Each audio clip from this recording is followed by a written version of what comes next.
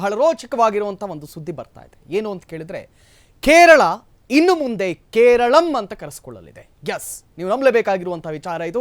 ಕೇರಳವನ್ನ ಬಹು ನಿರೀಕ್ಷಿತವಾಗಿ ಬಹಳ ವರ್ಷಗಳಿಂದ ಈ ಒಂದು ಬೇಡಿಕೆ ಏನಿತ್ತು ನೋಡಿ, ಕೇರಳವನ್ನ ಕೇರಳಂ ಮಾಡಬೇಕು ಅಂತೇಳಿ ಅಂತೂ ಇಂತೂ ಇದೀಗ ಕೇಂದ್ರ ಸಂಪುಟ ಸಚಿವಾಲಯ ಅದಕ್ಕೆ ಅಸ್ತು ಅಂತ ಹೇಳಿದೆ ಅಂತೆ.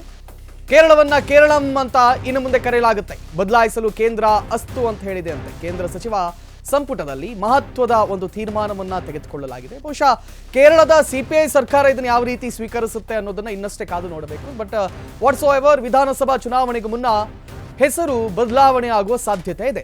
ಇನ್ನೇನು ಕೆಲವೇ ತಿಂಗಳಲ್ಲಿ ವಿಧಾನಸಭೆ ಚುನಾವಣೆ ಕೂಡ ಬರ್ತಾ ಇದೆ. 2023ರಲ್ಲೇ ಕೇರಳಂ ಎಂದು ಹೆಸರು ಬದಲಾಯಿಸಲು ಕೇಂದ್ರ ಒತ್ತಾಯಿಸಿತ್ತು. ಇದೀಗ ಕೇರಳ ವಿಧಾನಸಭೆಯಲ್ಲಿ ಬಹುಮತದ ನಿರ್ಣಯ ಆಗಿದೆ.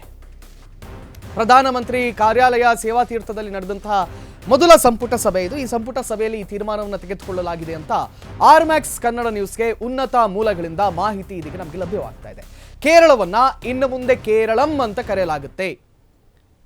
ಕೇರಳಂ ಮಲಯಾಳಂ ಭಾಷೆ ಏನಿದೆ ನೋಡಿ, ಈ ಮಲಯಾಳಂ ಭಾಷೆಗಳಲ್ಲಿ ಅತಿ ಹೆಚ್ಚಿನ ಪದಗಳು ಎಮ್ಮಿಂದಲೇ ಎಂಡ್ ಆಗುತ್ತೆ.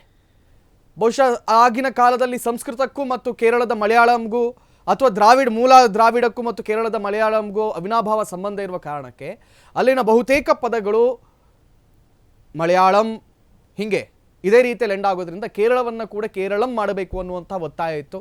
ಇದೀಗ ಕೇಂದ್ರ ಸಂಪುಟ ಸಭೆಯಲ್ಲಿ ಅಷ್ಟು ಅಂಗೀಕಾರವನ್ನು ಮಾಡಲಾಗಿದೆ ಅಂತೆ. ಈ ಬಾರಿ ಇನ್ನೇನು ಕೆಲವೇ ತಿಂಗಳಲ್ಲಿ ಕೇರಳದಲ್ಲಿ ಏನು ಎಲೆಕ್ಷನ್ ಆಗುತ್ತೆ, ಆ ಎಲೆಕ್ಷನ್ಗೂ ಮೊದಲೇ ಕೇರಳವನ್ನು ಕೇರಳಂ ಅಂತ ಪರಿವರ್ತನೆ ಮಾಡುವಂತಹ ಎಲ್ಲ ತೀರ್ಮಾನಗಳು ಕೂಡ ಇಲ್ಲಿ ತೆಗೆದುಕೊಳ್ಳಲಾಗಿದೆ. ಇನ್ನು ಮುಂದೆ ಕೇರಳ ಕೇರಳಂ ಆಗಲಿದೆ. ಬಹಳ ನಿರೀಕ್ಷೆ ಇತ್ತು ಇದರ ಮೇಲೆ. 2003ರಲ್ಲಿಯೇ ಈ ಒಂದು ದೊಡ್ಡ ಮಟ್ಟದಲ್ಲಿ ಒಂದು ಒತ್ತಾಯವನ್ನು ಕೂಡ ಮಾಡಲಾಯಿತು ಕೇಂದ್ರದ ಮೂಲಕವಾಗಿ. ಇದೀಗ ಕೇಂದ್ರ ಸಂಪುಟ ಸಭೆಯಲ್ಲಿ ಎಲ್ಲಿ ನಡೆದಂಥ ಸಂಪುಟ ಸಭೆ, ಪ್ರಧಾನಮಂತ್ರಿ ಕಾರ್ಯಾಲಯ ಸೇವಾತೀರ್ಥದಲ್ಲಿ ನಡೆದಂಥ ಸಂಪುಟ ಸಭೆಯಲ್ಲಿ ಇದಕ್ಕೆ ಅಸ್ತು ಅಂತ ಹೇಳಲಾಗಿದೆ. ಇನ್ನು ಮುಂದೆ ಕೇರಳ ಕೇರಳಂ ಆಗಲಿದೆ.